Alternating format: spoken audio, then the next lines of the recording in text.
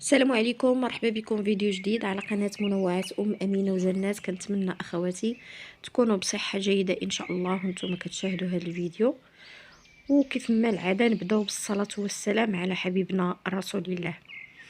اليوم إن شاء الله غادي نشارك معكم طريقة التحضير ديال هاد الفطائر ديال المقلة، طريقة اللي جد سهلة في المتناول. الجميع الأخوات ممكن يحضروه في الوقيته ديال الكوتي ولا حتى في الفطور، والمكونات حتى هما في المتناول. غادي نحتاجو 3 الكؤوس ديال الدقيق الفينو، ممكن تدوبلوا الكميه الا بغيتو، واحد الكميه زايده.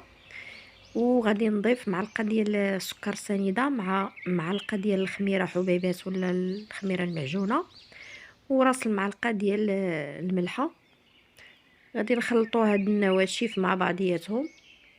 كما قلت لكم اخواتي ممكن تدوبلوا المقادير الا بغيتوا تحصلوا على كميه اكثر. انا هاد الكميه دي عطاتني 11 حبه، وكيبقى كذلك حتى على النوع ديال المقله واش كبيره ولا صغيره. كنضيف الاول 2 كيسان ديال الماء يكون دافي بحكم ان دابا الجو بارد. وغادي نخلط ونزيد الكاس الثالث، وغادي نشوفوا حنا كنضيفوا هاد الماء وحنا كنشوفوا القوام ديال الخليط.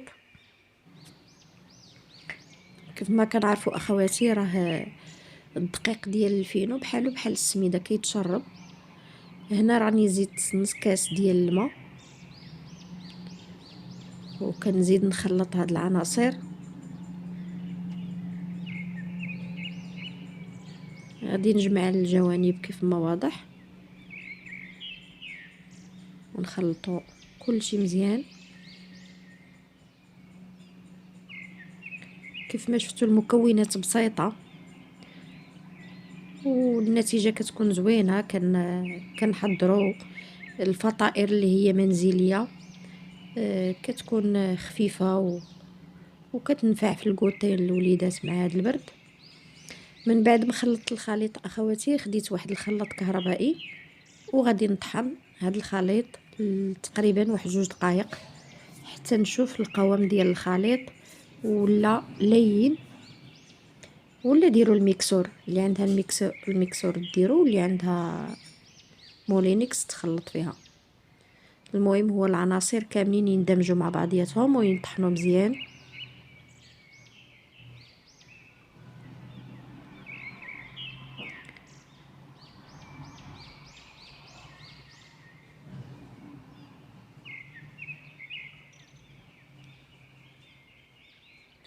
من بعد ما طحنت تقريبا واحد الدقيقه غادي نزيد نضيف واحد الخماره حمراء ديال الحلويات، ونزيد نكمل نطحن هاد العناصر مزيان مع هاد الخماره اللي ضفنا.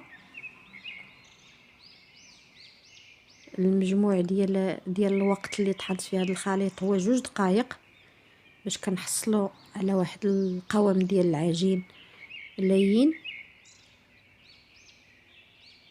وما يبقى لناش ديك تكتلات ديال الدقيق ولا ديال الخميره ولا شي حاجه، باش كلشي كيرجع مطحون مزيان وكيعطينا النتيجه مزيانه.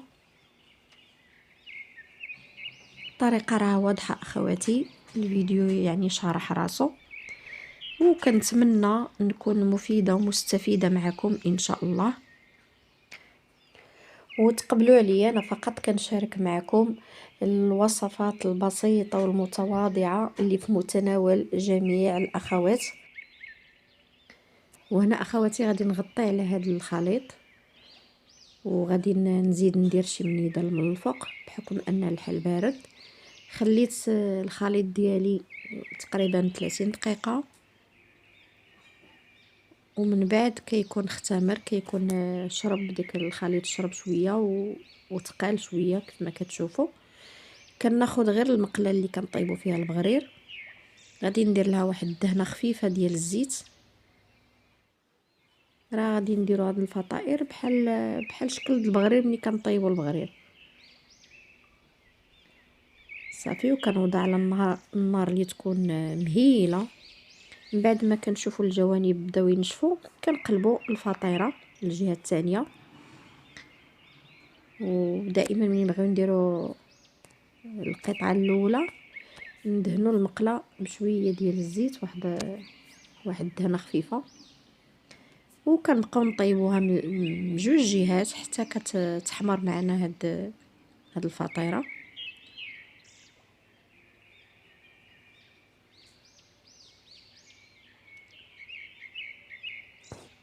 الطريقه راها سهله اخواتي، كيف ما كتشوفوا كيجي رائع وخفيف. كنستمر هكا حتى كتحمر مزيان من جوج ديال الجوانب، كتاخد ديك اللون الذهبي. غادي نزيد معكم واحد القطعه الثانيه. غادي نوضع الخليط في المقله، وبالنسبه للمقله ممكن ديروا جوج الا كان الوقت عندكم ضيق، يعني طيبوا في وحده وتقلبوا المقله الثانيه طيب على الجهه الاخرى. بالنسبه لي انا طيبت غير في مقله واحده، كنقلب هنا وهنا وكنطيبها حتى كتحمر من جوج جهات. وكيبقى حتى السمك ديال المقله على حسب اللي عندكم، ممكن ديروا المقله صغار من هذه ديالي، غادي يجيكم الفطائر شويه عامرين. وممكن ديروا كيف ما درت انا، هاد المقله هذه القطر ديالها تقريبا 20 سنتيم، يعني كيجيو متوسطين في الحجم ديالهم. صافي كما كتشوفوا راني كنستمر حتى ساليت الكميه كامله، وهذا هو الشكل النهائي ديالهم. كيف ما كتشوفوا اخواتي فطائر جد اقتصاديه، حضرناهم في واحد الوقيته اللي وجيزه، ماشي مخداوش مننا الوقت بزاف ولا شي مقادير اللي هي كثيره، وكيجيو خفاف بحال الريشه ورطبين، وكيجيو حتى في الاكل ديالهم لذاذ، يعني يستحقوا التجربه وتحضروهم لوليداتكم ولا لضيوفكم. كيف ما شفتوا فطائر جد اقتصاديه، حضرناهم بلا بيض بلا حليب، فقط بمكونات بسيطه، والنتيجه كتكون رائعه. انا دهنتهم اخواتي بزيت الزيتون جديده، كتكون فيها واحد المذاق حتى هو لذيذ وبنين وصحيه بطبيعه الحال. ممكن ايضا تدهنوهم وتقدموهم مع العسل ولا مع الزبده البلديه، كيبقى على حسب الاختيار ديالكم وديال وليداتكم.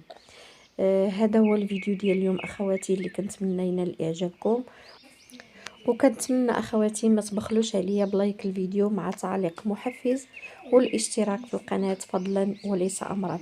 دمتم في امان الله.